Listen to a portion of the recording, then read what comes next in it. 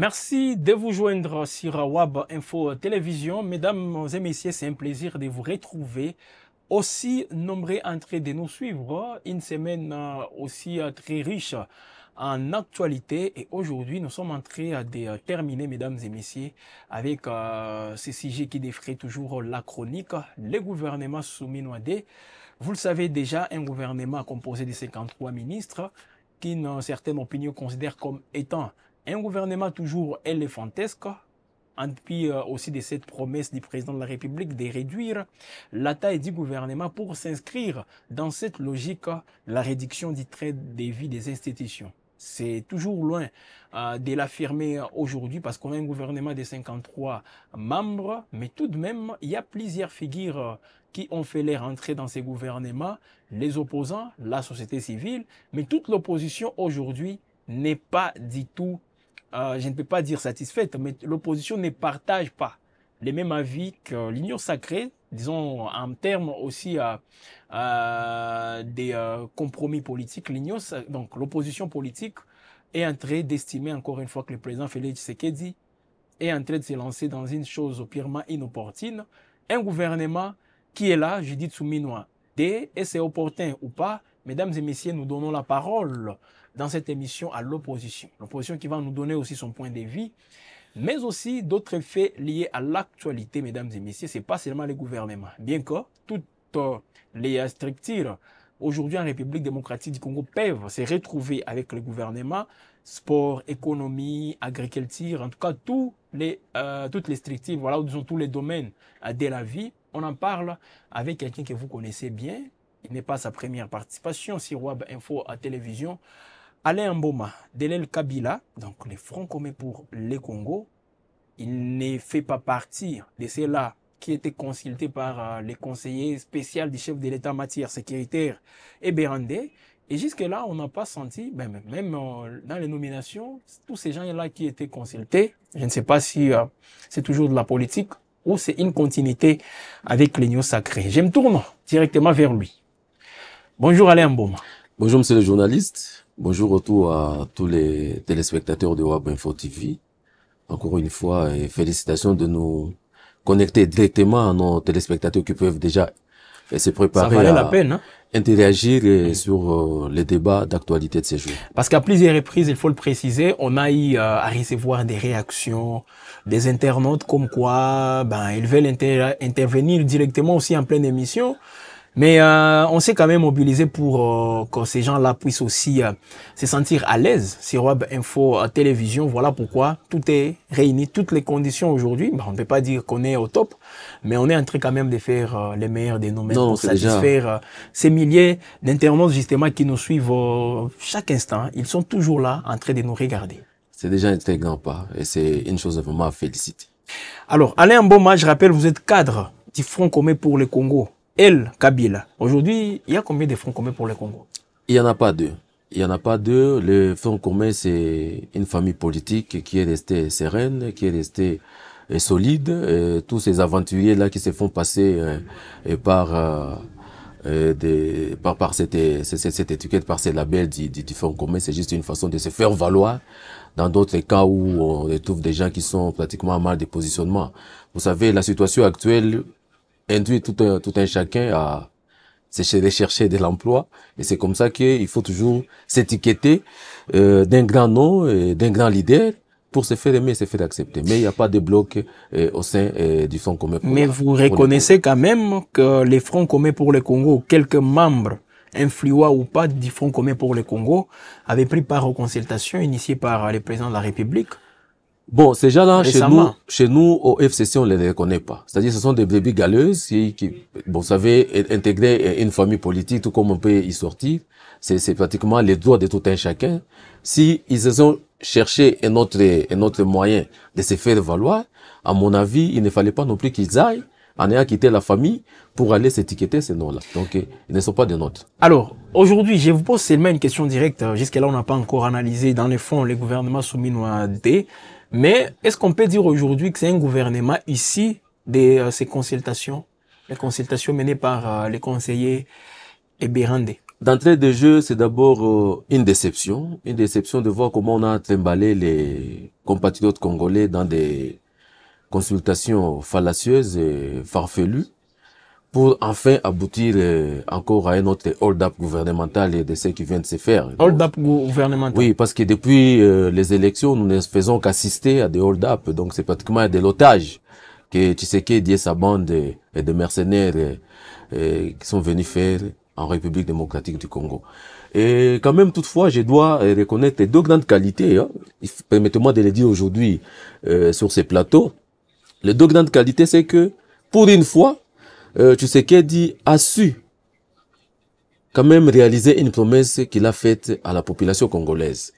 Notamment, il a réalisé une promesse? Oui, une très grande promesse parce qu'il a promis qu'il va réduire la taille du gouvernement.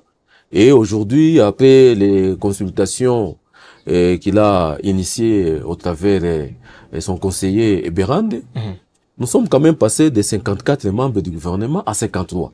Oh. C'est déjà une très grande prouesse. Oui, je vous dis, c'est vraiment une très grande prouesse pour quelqu'un comme Tshisekedi, tel que moi je le connais, de réaliser. Mais il a promis un gouvernement resserré.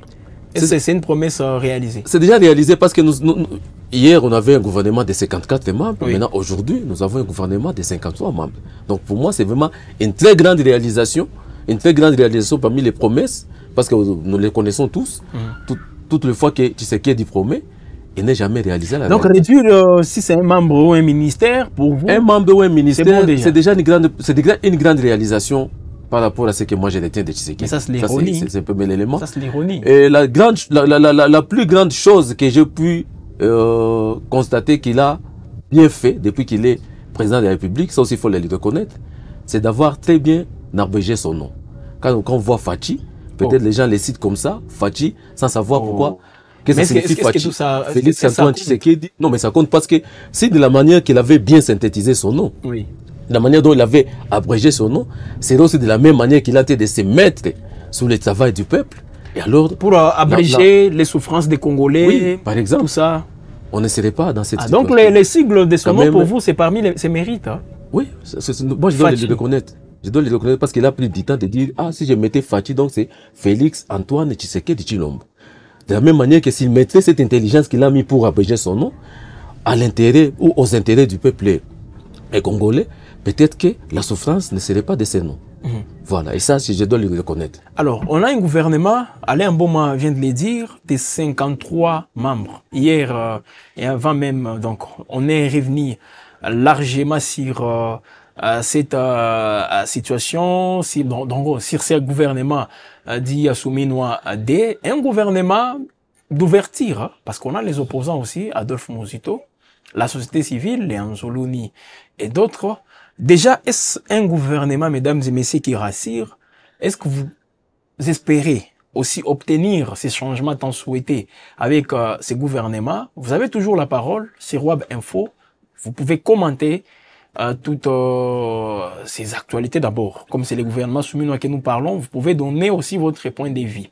Alors, Alain Mboma, les gouvernements soumis, comme on vient de le dire, les opposants, la société civile, tout le monde est représenté, toutes les couches sociopolitiques représentées dans ces gouvernements. Voilà enfin un gouvernement d'ouverture promis par le président Félix Tshisekedi. Pour moi, c'est ce qu'il a fait, c'est pratiquement déshabiller Saint-Paul pour habiller Saint-Pierre. Comme pour dire, avant Souminouadé sera égal à après Souminouadé. Pour moi, je le dis comme ça parce que, bon, non seulement en tant qu'opposant, j'essaie un peu d'analyser les enjeux majeurs auxquels étaient confrontés les gouvernements souminois. Les mêmes animateurs qui sont incapables de surmonter des situations, qui sont incapables d'échanger les données par rapport au contexte actuel de la République, je me dis, il n'y a aucun espoir. Plutôt, quand je vois les différentes têtes qui ont été reprises dans les gouvernements souminois, personnellement, je conclus en disant que ces gens viennent encore placer la nation vers le purgatoire. On n'a aucun espoir. Parce que quand je vois certaines têtes, un infirmier que vous mettez à la tête du ministère de la Défense, reconduit. Aujourd'hui, il est reconduit. On faisait déjà beaucoup de plaintes par rapport à ses incompétences. vous les reconduisez, c'est que c'est pratiquement ce que moi j'ai appelé un conglomérat de mercenaires qui sont venus piller et saigner à blanc les caisses de l'État. Donc, à mon avis, je comprends très bien facilement. C'est comme s'ils ne font pratiquement rien. Ils ne font rien parce que nous sommes là. Ça fait maintenant 3 ans et plus que les M23 occupent le territoire. Ça fait déjà 3 ans et plus. Quand nous voyons la manière dont la justice est instrumentalisée, les procès sont politisés, mais je me dis, nous sommes dans quoi?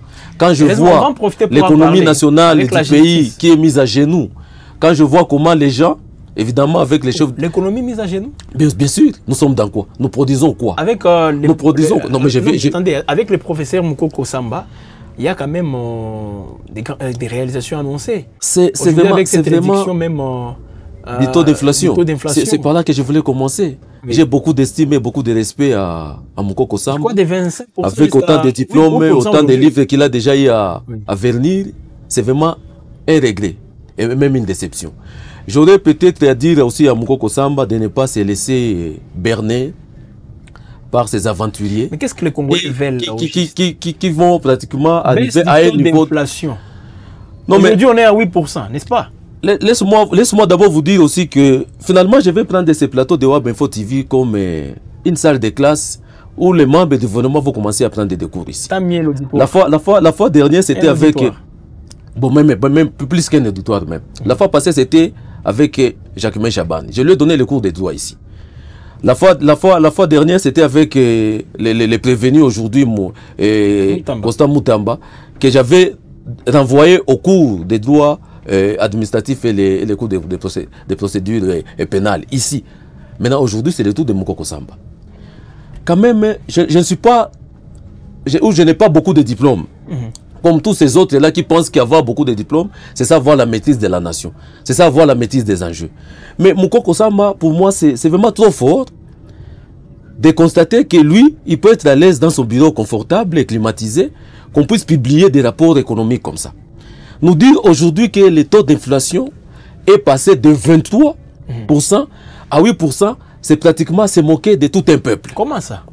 Je vais m'expliquer. C'est impossible. Non, mais c'est impossible parce qu'il y a des indices sur terrain qui doivent évidemment justifier que le taux d'inflation est passé. Mais de quoi d'abord? Laisse-moi d'abord expliquer qu'est-ce que c'est l'inflation. Allez-y. L'inflation, c'est défini comme la hausse généralisée des biens et services sur les marchés. Quand on parle de hausse généralisée, c'est-à-dire une hausse qui est durable. Maintenant, cette taux d'inflation a des indicateurs économiques qui doivent justifier la hausse, tout comme qui doit justifier la baisse. Maintenant, si nous devons passer de 23% à 8%, il faut parler maintenant de l'inflation sur les coûts. Quels sont ces coûts de production qui ont baissé pour permettre à toutes ces entreprises ici, les industries ou les industriels, de baisser leurs prix sur les marchés afin de permettre que tous ces autres consommateurs puissent se procurer de ces produits-là à vil prix. Quels sont ces indices? Il n'y en a pas. S'il faut parler maintenant de l'inflation sur la demande, qui est cet enseignant congolais, qui est cet enfant de policier, ou ce policier lui-même, qui a vu son salaire tripler, quadrupler, afin que son pouvoir d'achat puisse s'améliorer sur le terrain, sur le marché. Il n'y en a pas. Maintenant, s'il faut parler maintenant de la politique budgétaire, chaque fois que je vois les rapports et je les lis, je les examine, il y a toujours des dépassements budgétaires, évidemment, qui sont liés par ces trains, par ces trains de vie des institutions qui semblent pratiquement, je dirais, s'accaparer du gros du budget. Et là, la présidence ça, ce sont ces deux politiques monétaires et plutôt la politique budgétaire et la politique économique. Sur le niveau national, s'il faut maintenant parler de la politique monétaire, là, je voulais maintenant m'attaquer aux responsables de la Banque centrale. La Banque centrale n'a pas de devises. La Banque centrale n'a pas de réserves. Or, pour que le taux d'inflation sur le plan monétaire maintenant puisse baisser, il faut que la Banque centrale octroie un taux supérieur à toutes ces banques commerciales afin de décourager les banques commerciales à donner des emprunts. Des banques commerciales. Déjà, s'il faut parler... la Banque centrale, non, mais toutes ces banques qui sont affiliées à la Banque centrale, ce sont des banques étrangères. Voilà. S'il faut le dire comme ça. Donc, parce la RDC... On va citer la Rabobank qui appartient aux Indiens. Et la TMB appartient au Kenya. Donc, même la Banque centrale n'a pas de même mise sur les banques commerciales. Maintenant, s'agissant de toutes ces petites politiques-là auxquelles le ministre lui-même de l'économie, soit dit, doit se focaliser, je me dis qu'on est en train de se moquer du peuple. Donc réellement, il n'y a pas baisse du taux d'inflation. Si le terrain, ça ne se justifie pas. Peut-être s'ils sont heureux de continuer à tromper les peuples comme ça, chaque fois produire des rapports fallacieux, des rapports mensongers, et se moquer de nous qui avions étudié, évidemment parce qu'ils pensent comme ils sont ministres, ils sont membres du gouvernement, nous sommes venus pour les accompagner. Nous, moi personnellement qui suis de l'opposition... On les appelle des excellences. Hein? Qu'ils soient excellents là où ils sont, mais ils sont plutôt excellents dans les bêtises. Ils sont excellents dans les mensonges. Évidemment, il n'y a personne qui les condamne. Parce que si déjà la tête est malade, je vois tous les corps qui suivent, ne doit que l'être. Mais c'est vraiment marrant et gênant de constater des grands professeurs comme Moukoko Samba, qui aujourd'hui tient les manettes de toute une économie nationale, se permettent, se prestige de publier de tels rapports. Mais sur le terrain, il n'y a rien. Qu'est-ce qui change aussi avec la personne? Sous Matata Mponyo, c'était un brillant ministre. Alors aujourd'hui, qu'est-ce qui change jusqu'au point où on commence à les critiquer aussi sévèrement comme ça? C'est un problème du système. C'est le système, mais peut-être s'il est innocent, de tout ce que je suis en train de dire ici, c'est qu'il a les mains liées. Parce que déjà au niveau de la présidence, nous avons tout un gouvernement parallèle. Peut-être, et là il faut que je sois en face de lui qui me le dise, mon jeune frère, compatriote, j'ai compris ce que tu avais dit, et voilà, moi, tout ce que tu as dit c'est vrai, mais parce que ce que j'ai dit c'est vrai. Ce que j'ai dit c'est vrai.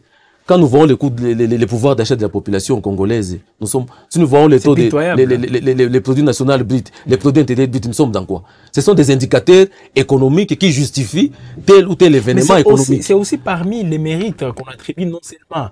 Donc toute la dépense, toute la chaîne plutôt liée aux finances, les budgets, l'économie. En République démocratique du Congo aujourd'hui, tous les gouvernements soumis à ces ventes du fait que il y a stabilité du taux d'échange, il y a, je sais pas, bon, tout ce qu'on vient aussi d'évoquer ici, les taux d'inflation.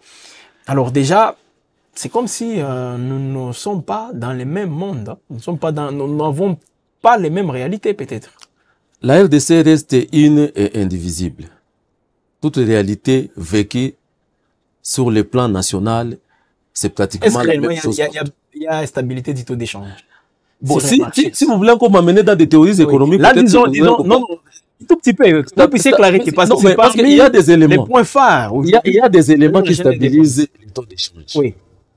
Il y a des éléments qui stabilisent les taux d'échange. Alors, si eux pensent que avoir maintenu pendant une période donnée, peut-être s'il faut aussi que je puisse fouiner pour ne pas les amener aussi à tomber dans la planche à billets, pour qu'ils puissent se justifier. Peut-être qu'il y a même de l'argent qui sort de la banque, qui peut même être de la monnaie qui peut être émise par la Banque centrale, sans pour autant que ça soit contrôlé par la Banque centrale.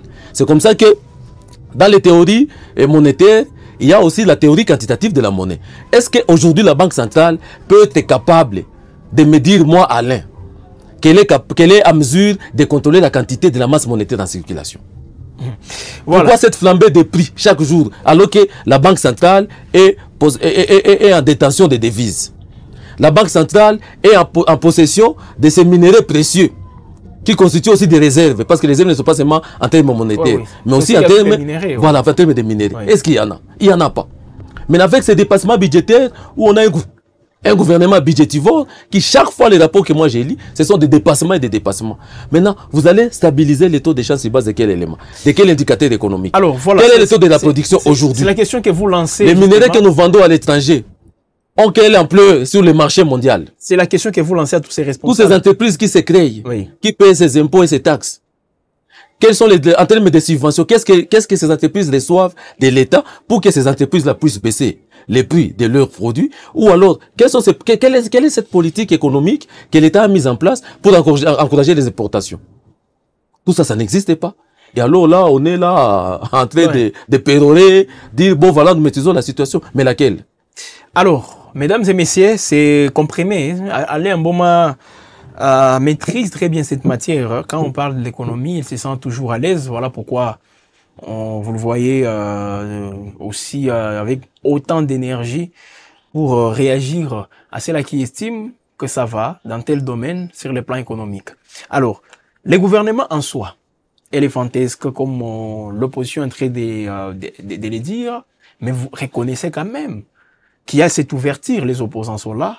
Bon, si je parle d'Adolphe Mouzito, vous-même connaissez tout ce qu'il a eu à traverser au sein de l'opposition congolaise, la société civile, personne ne peut aujourd'hui nier l'appartenance de quelqu'un comme Floribert Anzoulouni dans la société civile, plusieurs fois militant dans des mouvements citoyens, aujourd'hui ministre de ce qu'on appelle l'intégration régionale. Déjà là, c'est un Félix Tshisekedi, encore une fois, qui a si prendre les personnes peut-être qu'il faut, faire les choix pour avoir un gouvernement, et c'est une fois d'abord qu'il soit présentable. On peut le dire ainsi d'abord, avant d'attendre à ce qu'il y ait des résultats. Mais en termes, sur le plan forme, vous voyez déjà que c'est bon. Le gouvernement soumis-noidé. Les taux de représentativité. Du point de vue forme. Non, non, je vous dis. Oui. Les taux de représentativité, si pour parler de la forme, oui, est trop faible.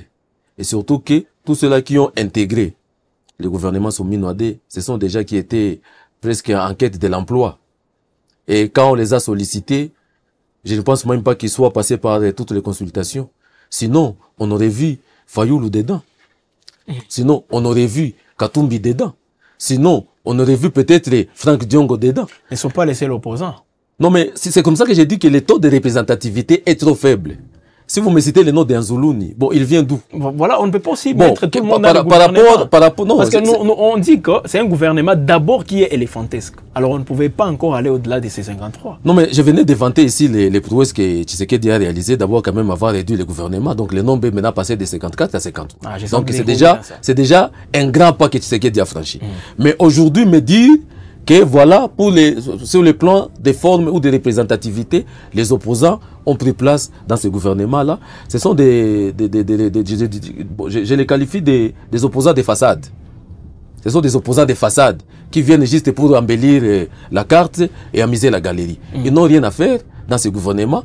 Allez voir comme ça, si le plan de leurs compétences par rapport au ministère qui leur sont attribués, je ne vois pas la fille de Coutinho être à la hauteur de hausser le niveau de la jeunesse qui est déjà presque abandonnée par le gouvernement. Je ne vois pas si Anzoulouni là, la coopération régionale, avec quel bagage Anzoulouni va être à la hauteur de contenir tous ces enjeux géostratégiques et géopolitiques de l'RDC. Non, mais donc c'est pour moi et Mouzito, des gens qu'on a appelés. Parce qu'évidemment, ils sont en train de vouloir... Le compte à rebours a commencé pour ce gouvernement des affairistes. Donc l'État est déjà à compter au bout des doigts. Alors, pour certains, les trois grandes qualités d'ailleurs que je reconnais pour Tshisekedi et tous ces autres, c'est que pour faire partie du gouvernement, il faut avoir trois qualités. La première, c'est d'être spécialiste en détournement des deniers publics. La deuxième qualité, il faut être un fervent, il faut avoir la ferveur libidonnaire. Et la troisième qualité, c'est que, ben oui. C'est parmi les qualités. C'est parmi les qualités. Et la troisième qualité, il faut être fort à proférer aussi des injures à l'endroit de la seule personne de Joseph Kabila Kabange. Parmi aussi les critères. Oui, si vous êtes fort avec les trois critères, sans savoir si vous avez étudié, sans savoir si vous avez les qualités, automatiquement... C'est le ministre qui a été reconduit parce qu'il a été très sévère envers le président de la République. Parmi ceux-là qui sont reconduits, je vois Bemba. Il est là. Il a toutes les trois qualités. Il est là. Parmi ceux qui viennent d'intégrer, je vois la fille de Coutinho. Sa maman a proféré des injures à l'endroit de Joseph Kabila récemment ici. Pour récompenser la maman, on a pris sa fille, on l'a fait ministre. Qu'est-ce que vous voulez? Oh, bien sûr. Okay. Oui. L'autre Tchakou qui parle beaucoup sur des médias, le mince là qui était député national, qui aujourd'hui est ministre. Qu'est-ce qu'il vient faire là-bas? Qu'est-ce qu'il vient faire? Il vient porter peut-être tout ce qu'il donne. Non, mais il vient couronner les bévues pour lesquels Tshisekedi l'avait choisi pour faire partie du gouvernement. Il n'a pas grand-chose à apporter. Pendant que nous autres, nous sommes en train de vouloir traquer nos cerveaux ici, pour voir comment terminer la guerre, pour voir comment nous pouvons quand même... tant soit peu inciter la communauté internationale à imposer aux belligérants un certain nombre de comportements afin que la République ou si pas les populations congolaises recouvrent la paix. Les autres sont dans la danse. Les autres sont en train de se constituer des orchestres et des chantres pour chanter au nom du roi.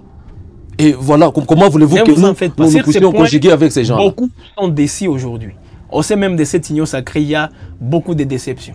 Les gens qui pensaient que le chef de l'État, cette fois-ci, va aussi recourir à leur savoir-faire, il y a des gens qui sont en train de pleurer, ça, je vous assure. Ce n'était même pas question de savoir-faire. Parce que quand je vois quelqu'un comme Cheo Kitundu, oui.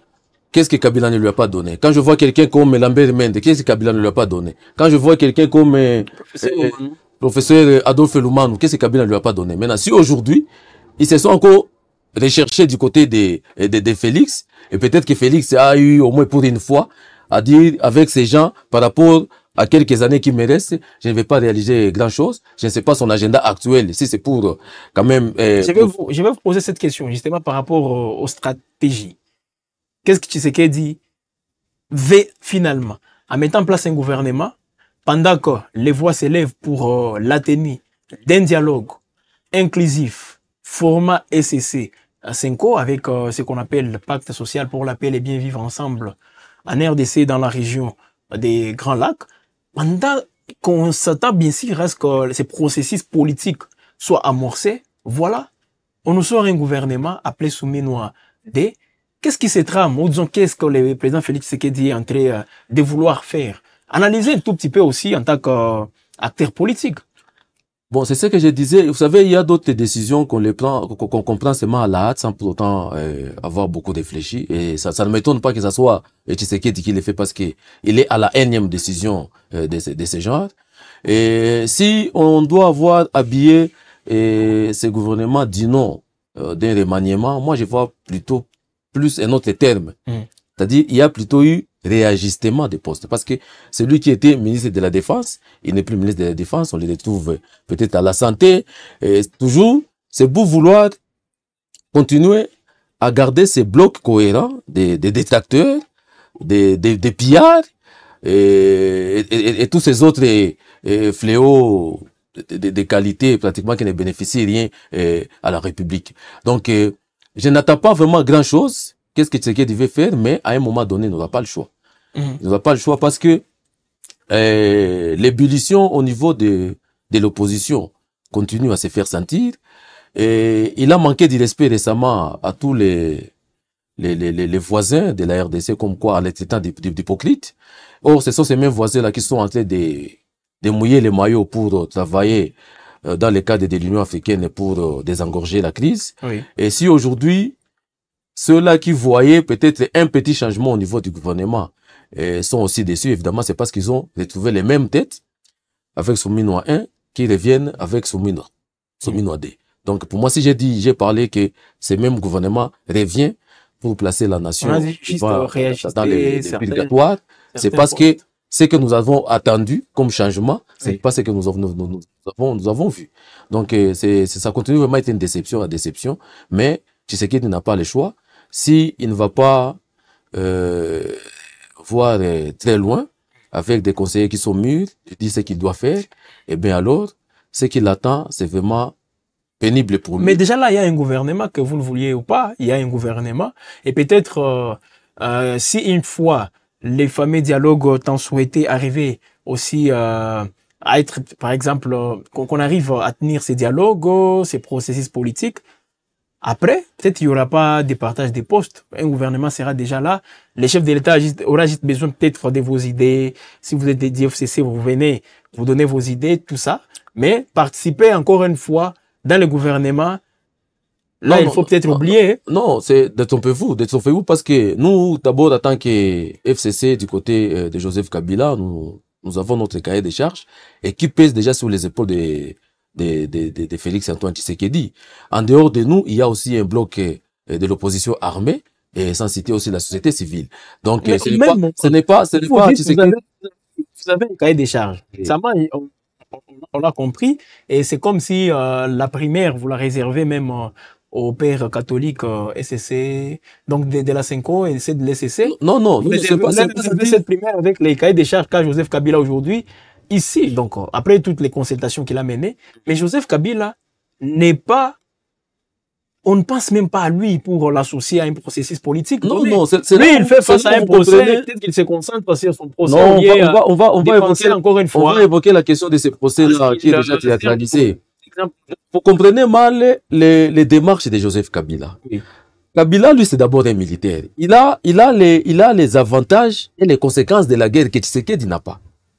Il a la lecture de la guerre que Tshisekedi n'a pas. C'est comme ça, quand il était en Afrique du Sud, lors d'un entretien avec vos collègues journalistes, il avait bien déclaré que si lui serait engagé dans cette guerre, il ne prendrait pas cette forme. Ces propos aujourd'hui. Voilà. Si lui s'inscrit dans la logique de l'SCC et de la Senko, évidemment, c'est parce que il a eu à lire la démarche de l'SCC et de la Senko, qui est d'ailleurs soutenue par, non seulement au niveau national par certains acteurs et politiques, mais aussi au niveau international, non seulement par les voisins. Et bien voilà. Oui, alors, s'il a compris les enjeux par rapport à ce que l'SCC et la Senko veulent faire, il n'a qu'à s'inscrire dans cette logique-là. C'est pas à dire que lui, il a pris ses cahiers de charges non, ou ses désiderata. C'est pas dans ce sens. Les placer. Il a consulté les gens à Goma. Oui. Donc, une fois dans un processus politique, une fois à la table des discussions entre Congolais, il peut venir avec un cahier de charges. Il présente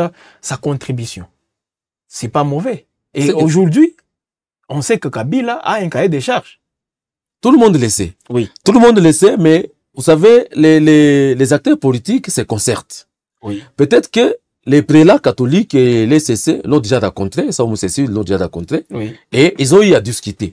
Peut-être que les prélats ont compris que la logique dans laquelle ils se sont inscrits, c'est la même logique que Joseph Kabila. Ce qui fait que c'est une fois autour d'une table, bien qu'il y aura aussi des préalables, ne vous en faites pas. Demain ou après-demain, vous pouvez apprendre comme quoi les politiciens de l'opposition ont refusé la présence de Tshisekedi autour de cette table de négociation. Pourquoi? Ou alors, non, mais lui l'a fait. Non.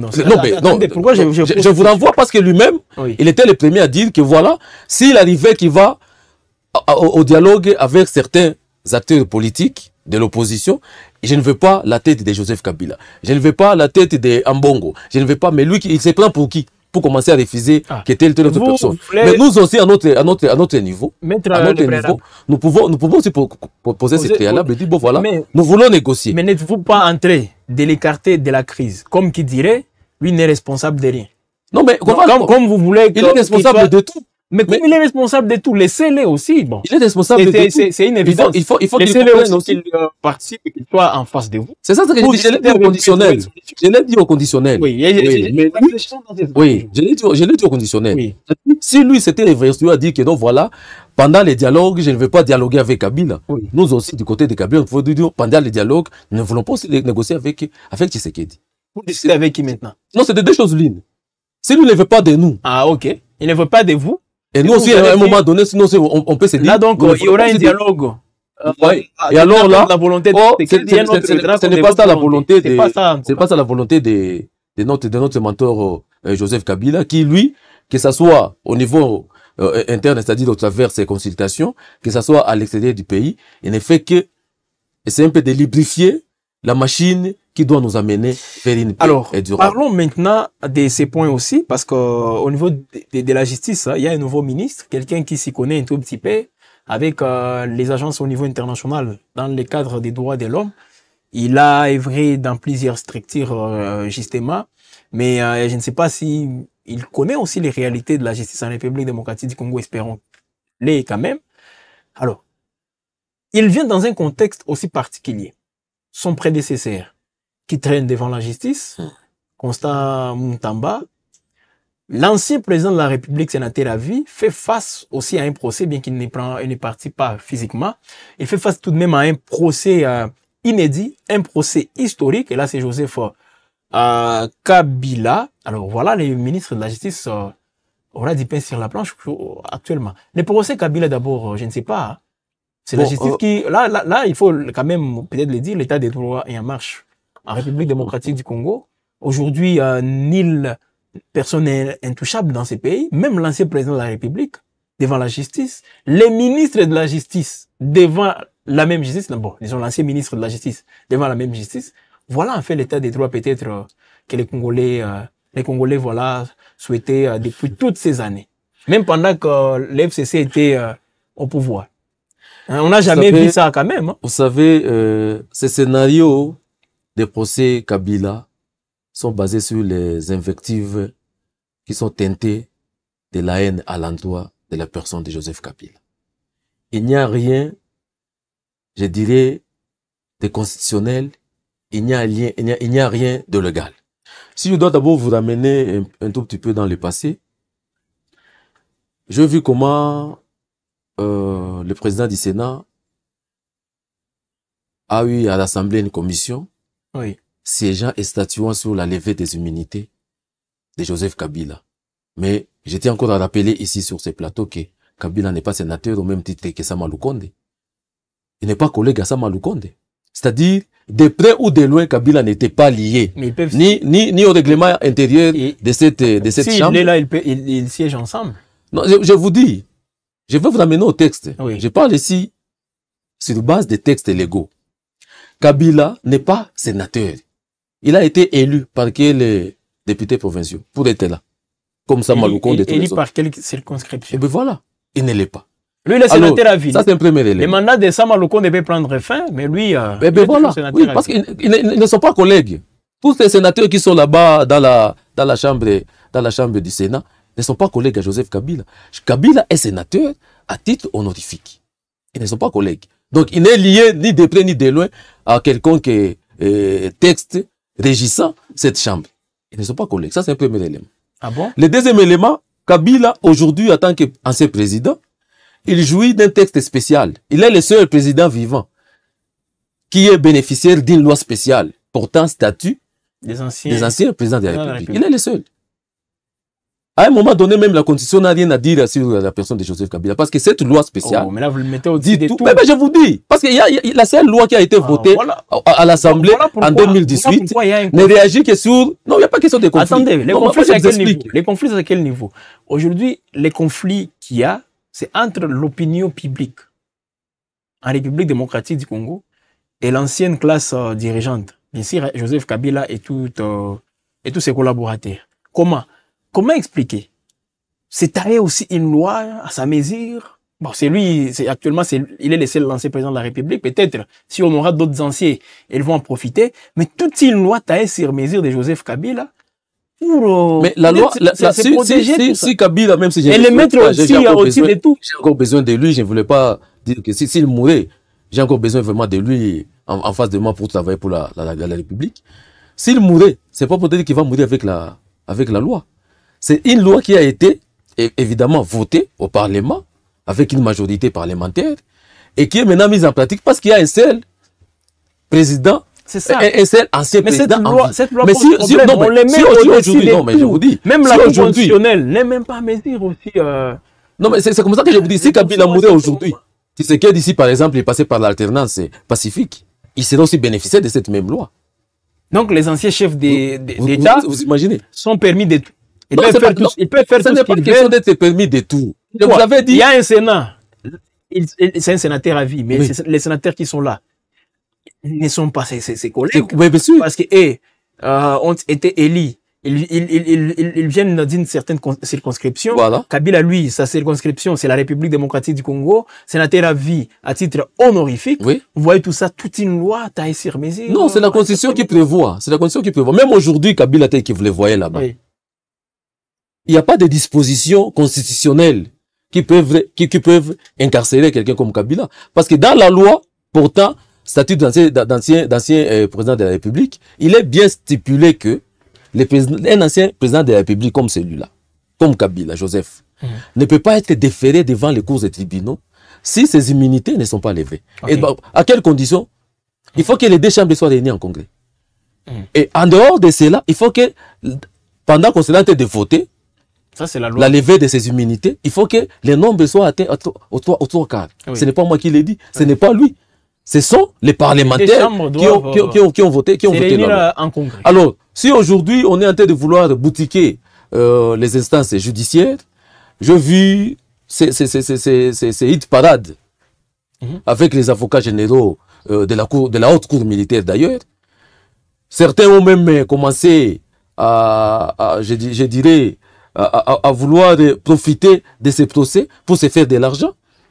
Je vis même Constant Moutambaké devant la cour aujourd'hui. Lui-même avait demandé 350 000 $ pour constituer les éléments de preuve. Je me dis, mais nous sommes dans quelle république? C'est-à-dire, vous introduisez une requête en justice sur quelqu'un sur qui vous n'avez pas encore d'éléments de preuve. Mais d'où Quelle honte la pour la requête est République. introduite. Quelle honte pour la République. Et pour ça, certains ont profité de demander la sortie en urgence des fonds pour se distribuer de l'argent au nom de Joseph Kabila. Ça n'a pas suffi. Aujourd'hui, certains avocats qui se disent défendre la République, oui. on parle de 2 900 000 autant, et donc j'ai suivi un sur les réseaux sociaux se vanter et dire si Moutamba avait disposé de 4 millions pour traquer Pero Luara, qu'est-ce que ça représente 2 millions pour se distribuer en collège d'avocats les intérêts de la République. Pour défendre les intérêts de la République, surtout avec les risques d'un procès monumental comme celui-là. J'ai dit, ah, c'est déjà bon quand même. Mais aujourd'hui, nous sommes où? Nous sommes où? Encore de violation à violation. La dernière audience récente ici, j'ai vu, on a fait intervenir l'intelligence artificielle devant un procès où on devrait faire parler un individu qui a des responsabilités civiles et morales, prêter serment de jurer de dire la vérité. Ça, c'est l'article 64 ça, hein? du code pénal militaire qui est violé. Et devant toutes ces situations-là, vous voulez que nous restions bras croisés? Ça, c'est quel procès théâtralisé? Ça, c'est quel procès qui est déjà teinté d'intention? Mais qu'est-ce qu'ils ont à gagner avec ça? Non, c'est comme ça que nous sommes restés. On observe. On observe. Hier, c'est lui qui a, je dirais, mais aussi, qui a manigancé. Par son absence dans tous ces procès, est-ce que vous trouvez ça responsable de sa part? Non, mais comment voulez-vous Joseph Kabila, ses avocats, tout ça? Non, mais comment voulez-vous... Déjà, on essaie de comprendre l'orchestre de la théâtralisation du procès. Déjà, avant même que le procès ne soit initié, oui. Combien de fois son domicile de GLM a été visité? Combien de fois on l'a collé sur le visage, comme quoi il y a des tenues militaires et des effets militaires qu'on aurait retrouvés dans un de ces bâtisses où il n'y a que des locataires. Lui-même n'habite même pas là-bas. Il a construit, il a mis des locataires, mais curieusement, on nous apprend comme quoi on a retrouvé des effets militaires dans cette concession. Combien de fois on a visité Kingakati avec des complots de vouloir déposer... Des perquisitions. Non, mais on voulait perquisitionner les parcs, mais avec l'intention d'y déposer des armes appartenant au FRDC et dire que c'est Kabila qui les avait déposées là-bas. Alors, nous, on vous laisse faire, mais vous savez, quand on est dictateur, cousu d'une prédation, cousu d'un sentiment de haine à l'endroit de son prédécesseur, il n'y a que le prix de l'histoire qui vous fait payer. Il n'y a que le prix de l'histoire qui fera payer à Tshisekedi ce qu'il a intérêt de faire. Alors comment comptez-vous vous en sortir? Vous allez rester tout simplement silencieux ou vous espérez à la tenue d'un dialogue pour résoudre aussi ces cas particuliers de l'ancien président de la République? Je pense que Kabila, jusqu'à preuve du contraire, continue à bénéficier du déroulement du tapis rouge dans d'autres pays. Il est un président très respectueux dans tous les pays de la SADC. Il est resté président très respectueux dans tous les pays de l'EAC. C'est que même au niveau en dehors de notre continent africain. Oui. Donc toutes les démarches qu'il est en train de vouloir faire et qu'il est en train de faire et mener ça et là, c'est d'amener la communauté internationale, la communauté africaine au travers de l'Union africaine, qu'on puisse quand même bousculer un peu Tshisekedi, de comprendre ne fût-ce que la misère du peuple, parce que c'est lui-même les chefs-d'œuvre de ce que le pays connaît aujourd'hui. Donc, il n'est pas dans une logique belliqueuse, il est plutôt inscrit dans la logique de la paix. Et la paix, à tout prix, selon lui, c'est ce qu'il recherche. Et par tous les voies et moyens possibles. Bien qu'on l'acquise aussi de tous les noms. Ce n'est pas ce qui l'intéresse. Vous savez, on peut étiqueter quelqu'un tous les noms possibles. Qu'il soit en connivence avec les M23, il est rwandais. Récemment, j'ai vu la honte de Bemba dans les réseaux sociaux, devant la cour. J'ai vu, quand on a ouvert les procès, on a lu son identité et les greffiers, devant les ministères publics, a pris acte de la vraie identité de Joseph Kabila. J'ai vu les internautes réagir sur les propos, je dirais, d'innocence que Jean-Pierre Bemba vendait et partout là où il voulait se faire valoir. Maintenant, aujourd'hui, la République retient la réalité comme quoi Joseph Kabila est le fils de Laurent Désiré Kabila et de Maman Sifa. Alors, c'est quoi cette histoire avec sa signature? Bon, vous savez, quand on est en cours d'argument, je veux avec mention défendre les 2,9 millions qu'on a donnés aux avocats, sans avoir un argumentaire solide, il faut créer des situations pour dire, bon, quand même, ils ont bouffé nos 2,9 millions de la République, mais et tout. Moi, j'ai tous les documents. Moi, j'ai tous les, je peux peut-être les déposer sur votre rédaction. J'ai tous les documents des signatures de Joseph Kabila. Tous les décrets nommant les ministres, nommant, je ne sais pas. J'ai autant de documents chez moi dans mes archives. Mais nulle part, vraiment, j'ai été très gêné, sidéré, de constater que des gens intellectuels peuvent descendre trop bas comme ça. Je suis parti même me documenter, j'ai pris un document après l'autre, chercher ne fût-ce que là où il y a ils ont parlé des HP, on peut dire Hippolyte Kanambe. Dans la signature de Joseph Kabila, H n'existait pas. Et puis certains ont même fait allusion à certains documents ou certains accords que Kabila aurait signés dans le cadre de la tripartite ou des accords bilatéraux, oui. Où certains pays anglophones, au lieu d'écrire SE pour désigner son excellence, ils mettent HE, His Excellency. Et alors, pour certains, ils se sont accrochés à ça pour dire, bon voilà, il y a longtemps, Kabila signait en mettant les noms de Hippolyte, donc les initiaux de Hippolyte Kanambe dans sa signature. Maintenant, aujourd'hui, mais tout ça, pourquoi tout c'est dilatoire pour vouloir traîner les procès à longueur alors que vous n'avez pas de raison? Donc c'est vraiment un procès qui est cousu de haine, un procès qui est déjà instrumentalisé, où la justice est déjà boutiquée, la justice est déjà monnayée au plus fort. Et c'est comme ça que j'ai dit, il n'y a que l'histoire qui va faire payer à Tshisekedi les prix les plus forts. Vous renvoyez déjà à l'histoire, hein? Mais Alain Mboma, le peuple a aussi besoin de savoir, parce qu'il y a beaucoup, c'est que vous qualifiez des mensonges, le peuple a besoin de connaître les vérités. Qu'est-ce qui se passe? Parce que Joseph Kabila a toujours silencié, c'est ça lui, mais on n'arrive pas à avoir aussi une vraie version de sa part. Tout un procès qui se déroule, il n'est pas présent, il ne dit mot.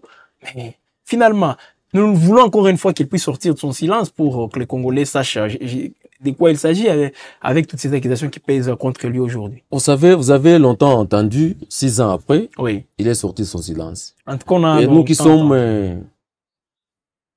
de sa famille politique, nous avons retenu un conseil important. Oui. C'est qu'il nous a toujours dit qu'il faut parler lorsque vous avez les mots qui sont plus forts que les silences. C'est-à-dire, après 6 années, le silence, il nous a produit un discours de 45 minutes, un discours qui a pratiquement ramassé toute la vie nationale, qui a ramassé ses erreurs qu'il a pu peut-être regretter, et qui nous a aussi mis au défi. C'est-à-dire, aujourd'hui, tout celui qui prétend collaborer avec Joseph Kabila, il y a certaines qualités que nous devons retirer de ces discours. Il y a certaines valeurs que nous devons reconnaître au travers de ces discours. Et que si aujourd'hui il est silencieux face à cette mascarade de procès, évidemment c'est parce qu'il n'a pas à dire. Il n'a pas à dire. Il n'a pas à dire. Aujourd'hui, Constant Moutamba, vous l'avez vu, il s'est énervé face au juge, oui. Et il a même récusé la cour. Il y a certains juges qui ne vont plus continuer à siéger dans cette cour. Oui. Seulement pourquoi? Parce qu'il s'est retrouvé devant une situation telle que tout ce qu'on est en train de vouloir dire sur lui n'était que mensonge. Lui n'avait pas eu la maîtrise comme celle de Joseph Kabila. Il s'est énervé.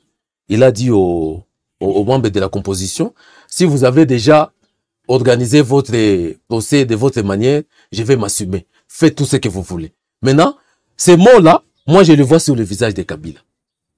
Vous voyez ces mots sur le visage de Kabila. Quand je suis avec lui, je vois ces mots sur le visage de Kabila. C'est-à-dire, ayez vos apaisements.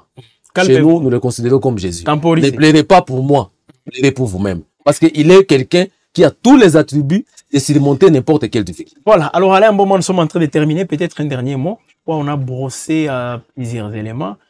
Peut-être pour terminer, qu'est-ce qu'on peut retenir de vous?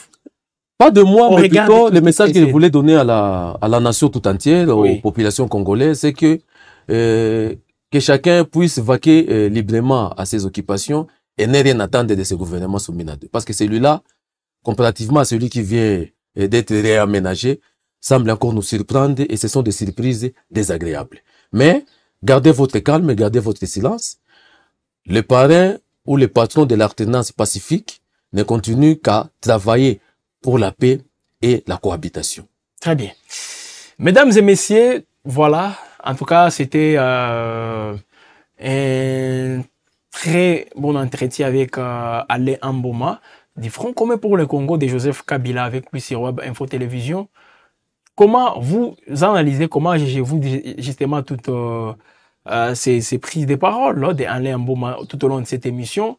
Commentez, partagez, aimez et surtout abonnez-vous sur Web Info Télévision pour ne rien rater en termes d'actualité. Nos remerciements à la grande équipe technique chapeautée par Thomas Azawadi qui nous a permis encore une fois d'arriver chez vous de manière impeccable. Nous sommes là, toujours en train de vous accompagner. Laissez-moi aussi dire merci à Alain Amboma qui s'est disponibilisé quand même pour aborder toutes ces questions. C'est un plaisir de vous avoir sur ces plateaux de Web Info. Non, c'est à moi de remercier les cadres, à moi de remercier toute l'équipe qui me permettait souvent de venir non seulement pour informer, mais aussi former, mais aussi je vous ai rappelé que maintenant ces plateaux est devenu aussi un auditoire pour donner de la matière à tous ces membres de gouvernement qui se sont improvisés, qui ont parachuté comme les cheveux dans la soupe pour venir couper les pays dans la misère. Voilà, espérons est-ce qu'il y aura encore une séance de remise à niveau pour les ministres entrants, parce qu'il y a d'autres ministres qu'on a permitté, peut-être qu'ils aient une idée sur leur poste ministériel, leur portefeuille. Espérons, peut-être, on ne sait pas si cette séance pourra intervenir. Fin de cette émission, mesdames et messieurs, merci à vous de nous avoir suivis. Restez toujours connectés sur votre chaîne.